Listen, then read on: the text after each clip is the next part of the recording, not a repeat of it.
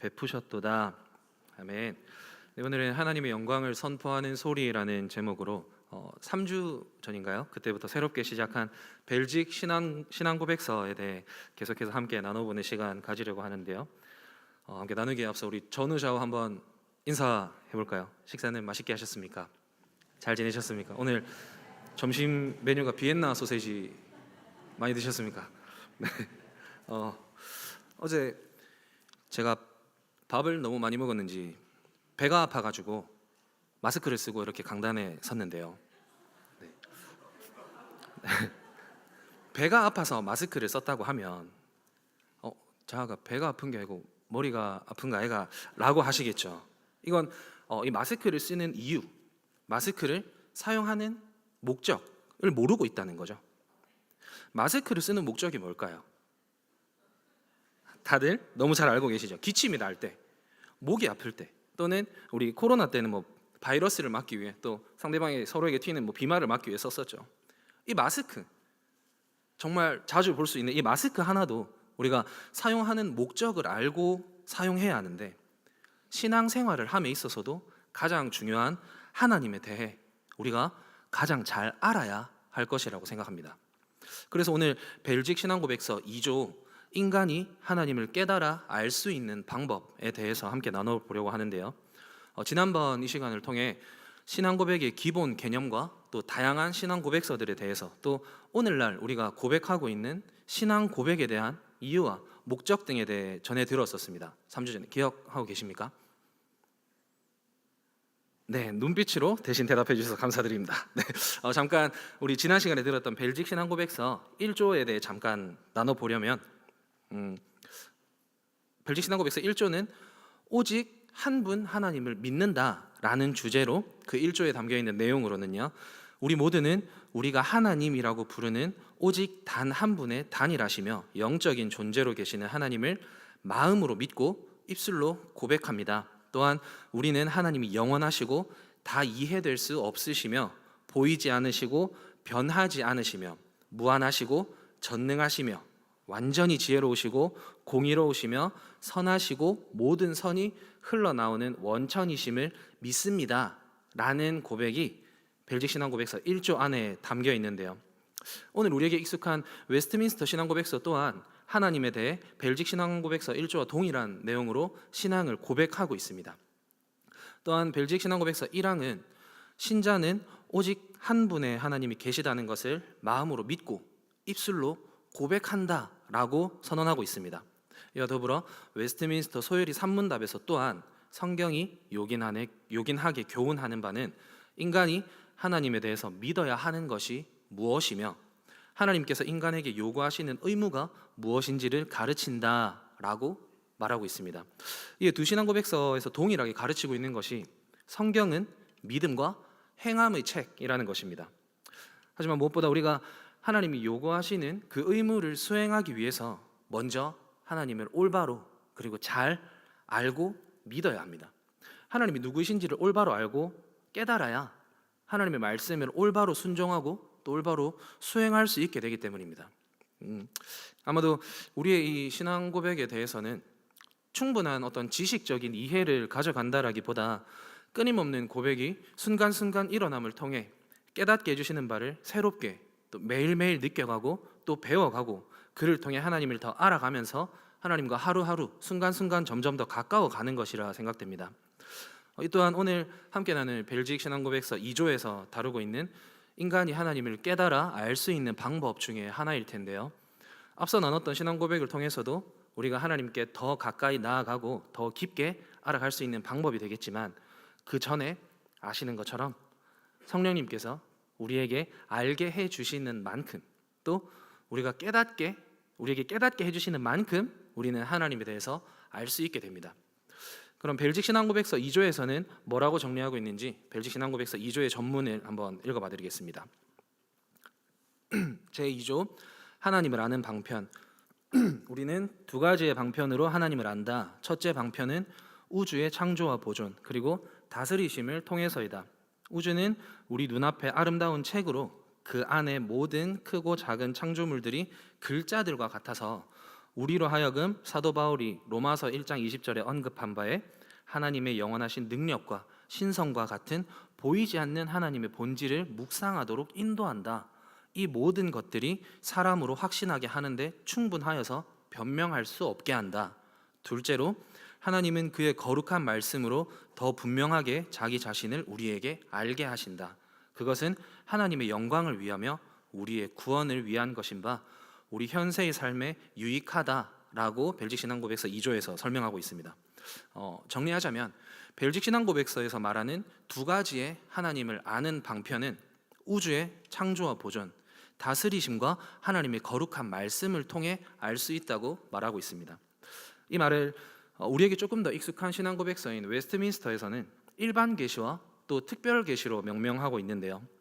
동일한 말을 벨직 신앙고백서를 작성한 기도 드브레는 우리에게 익숙한 일반 계시를 자연의 책, 그리고 특별 계시를 초자연 계시의 책이라고 부르고 있는데, 이 의미는 밝히 보여준다라는 뜻을 가진 계시와 이야기나 어떤 사실 또는 목적을 풀어나간다라는 의미를 가진 책을 혼합해 하나님이 원하시는 이야기나 어떤 사실 또는 목적을 우리에게 알려주는 책이라는 의미를 가지고 본신앙 고백서의 내용을 벨직 안에서 풀어가고 있습니다. 먼저 자연 계시, 우리에게 익숙한 일반 계시를 통해 하나님을 아는 방편에 대해 나눠보도록 하겠습니다. 자연 계시, 즉 자연을 통해 알 수 있는 하나님에 대해서 말하고 있는데요. 자연에서 우리가 어떻게 하나님을 알 수 있을까요? 자연에서 광활한 바다나 드넓게 펼쳐진 초원, 아니면 매일 아침마다 떠오르는 태양을 보면서 즉시 하나님이 바로 내 머릿속에 떠오르는 날이 얼마나 될지 모르겠습니다. 그리고 이렇게 화려한 자연이 아닌 우리 일상 속에서 되게 사소하게 느껴지는 부분 안에서는 어떻게 하나님을 알 수 있을까요? 길을 걸어가다가 뜬금없이 느껴지는 바람이나 일상 속에서 매일 이렇게 나누고 있는 대화, 아니면 회사나 각자의 삶 가운데 자리에서 하나님을 아는 게 가능할까요? 가능하겠죠? 안에서 말씀하고 있으니까. 근데 일반적으로 지금까지 우리가 지내온 상황 안에서는 어렵다라고 생각됩니다. 하지만 이에 대해 성경은 말하고 있습니다. 태초에 하나님이 천지를 창조하셨느니라. 성경의 가장 처음이자 많은 사람들이 성경을 접할 때 가장 처음 마주하는 구절입니다. 아무것도 없었던 태초에 하나님께서 이 모든 것을 창조하셨다는 것입니다. 성경의 가장 첫 장부터 이 말씀을 전하는 이유가 무엇일까요?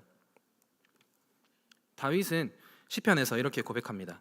하늘이 하나님의 영광을 선포하고 궁창이 그의 손으로 하신 일을 나타내는도다. 오늘 본문 말씀이었죠. 날은 날에게 말하고 밤은 밤에게 지식을 전하니 언어도 없고 말씀도 없으며 들리는 소리도 없으나 그의 소리가 온 땅에 통하고 그의 말씀이 세상 끝까지 이르도다.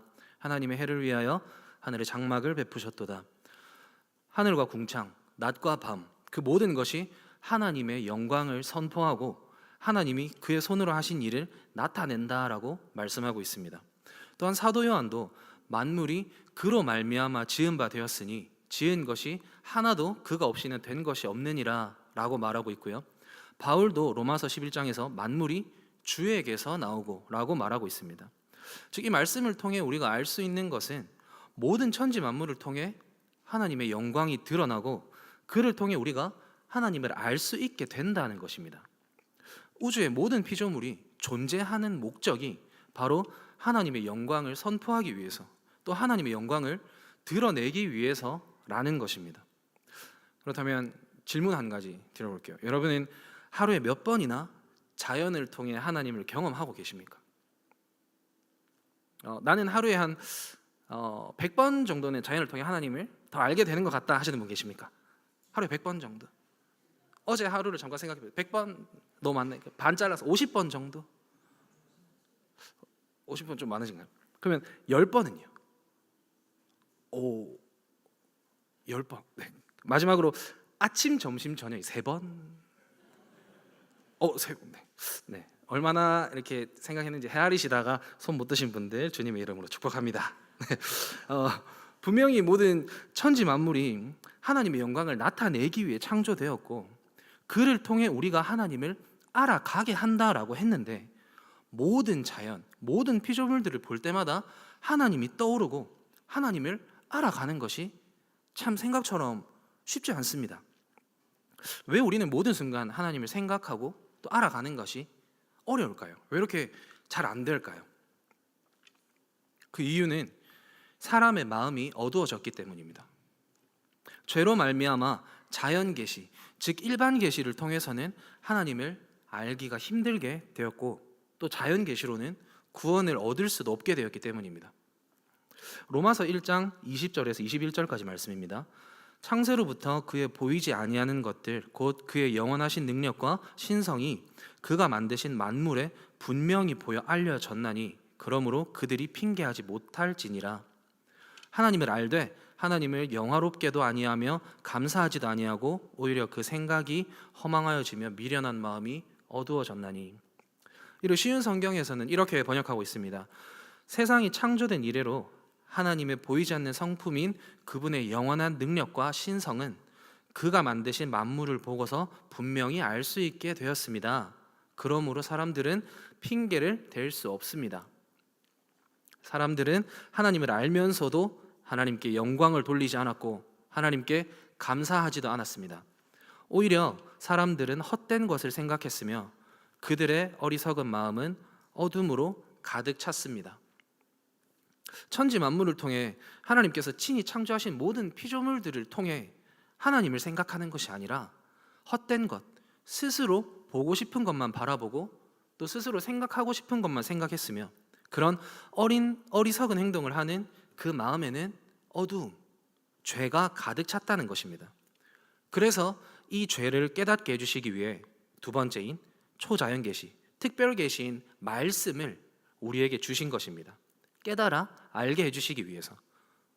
그리고 천지 만물을 창조하시고 우리를 내팽개쳐 두신 게 아닌 그 모든 천지 만물을 보존하시고 지금까지도 그 모든 것들을 다스리고 운영하고 계십니다. 이것이 하나님의 창조 목적입니다. 창조 목적이자 모든 것의 존재 목적입니다. 하나님의 영광을 드러내는 것, 하나님의 영광을 선포하는 것입니다.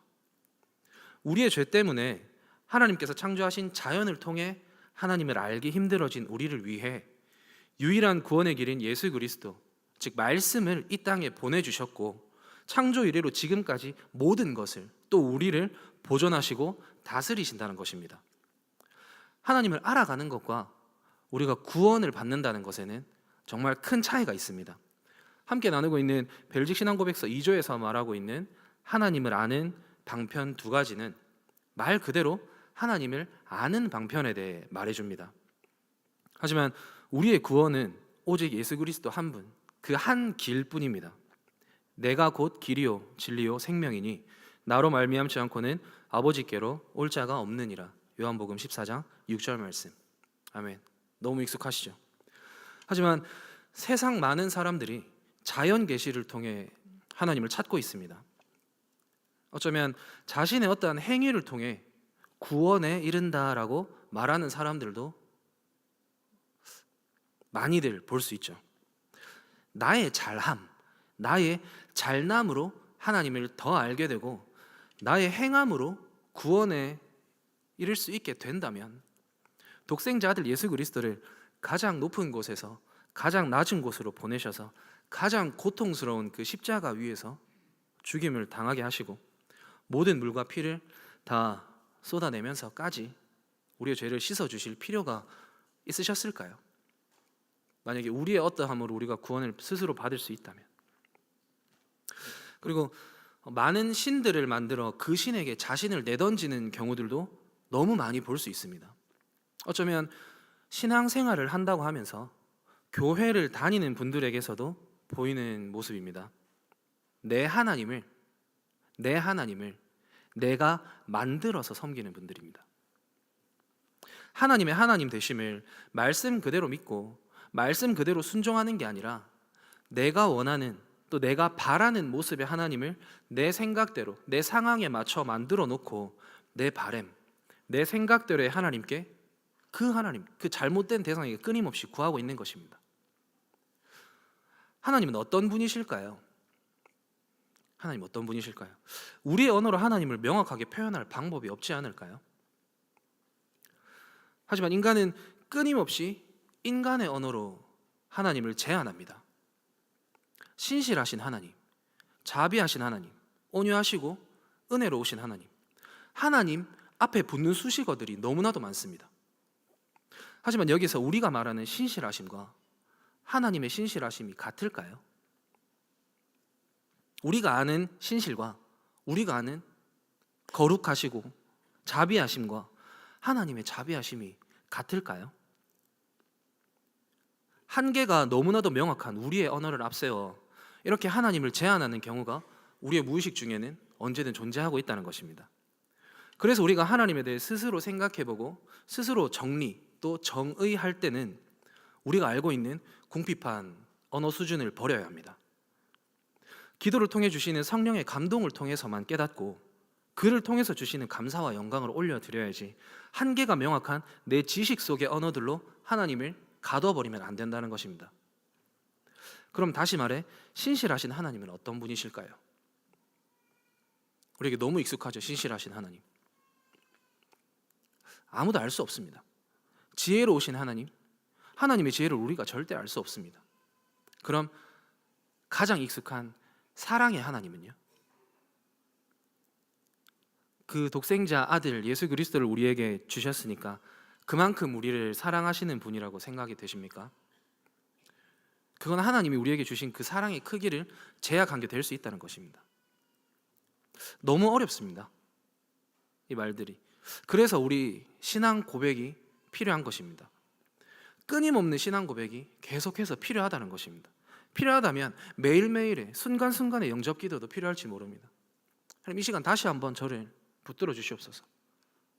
나의 한 걸음 앞을 하나님께서 인도해 달라고 끊임없는 기도가 필요하다는 것입니다. 내 믿음이 흔들린다면, 내 마음이 불안하다면 끊임없이 주님 앞에 나의 마음을, 나의 신앙을 고백하는 것입니다. 나의 상태에 대해서도 끊임없이. 그것을 할 수 있도록 도와주시는 분이 다들 아시는 것처럼 성령님이십니다.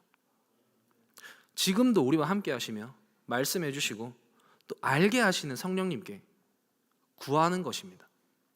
하나님의 하나님됨을 알게 해 주십시오. 나의 지식, 나의 필요, 나의 경험으로 하나님을 제약하고 하나님을 재단하는 것이 아닌 하나님의 하나님됨을 말씀을 통해 깨닫게 해주시고 말씀을 통해 말씀이 이해되고 말씀을 통해 말씀을 해석할 수 있도록 지혜를 부어주십시오. 붙들어 주십시오. 이렇게 끊임없이 기도해야 한다는 것입니다. 그렇게 기도할 때 분명히 말씀을 통해 깨닫게 해주실 것이고 기도할 때 하나님을 더 알게 해주실 것입니다. 무엇보다 우리가 놓치지 말아야 할 것은 우리의 구원은 일반 계시가 아닌 특별 계시인 말씀, 예수 그리스도만이 해주실 수 있고 하나님을 알아감에 있어서 내 힘으로 할 수 있는 것은 아무것도 없기에 우리는 그저 구하는 것을 멈추지 말아야 한다는 것입니다. 잊지 않고 기억해야 한다는 것입니다. 칼빈의 기독교 강요에서도 이렇게 말하고 있습니다. 하나님께서 우리가 할 수 없는 일을 명하시는 것은 우리가 하나님께 무엇을 구하여야 할지를 알게 하시기 위함이다. 다시요. 하나님께서 우리가 할 수 없는 일을 명하시는 것은 우리가 하나님께 무엇을 구하여야 할지를 알게 하시기 위함이다.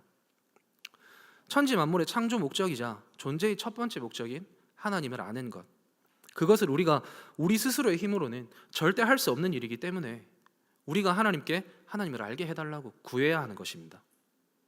나의 반석이시여 나의 구원자이신 여호와여 내 입의 말과 마음의 묵상이 주님 앞에 연락되기를 원하나이다 하는 시편 기자의 고백처럼 우리의 모든 순간, 우리의 모든 고백이 나의 구속자이신 예수 그리스도, 천지 만물의 주관자 되신 하나님 아버지께 연락되고 우리의 모든 삶이 하나님의 영광을 드러내고 또 선포하는 소리가 되며 표대를 향해, 말씀을 향해 다 함께 한 발 한 발 전진하는 믿음의 한박교회 성도 여러분들이 되시길 주님의 이름으로 마음껏 축복합니다.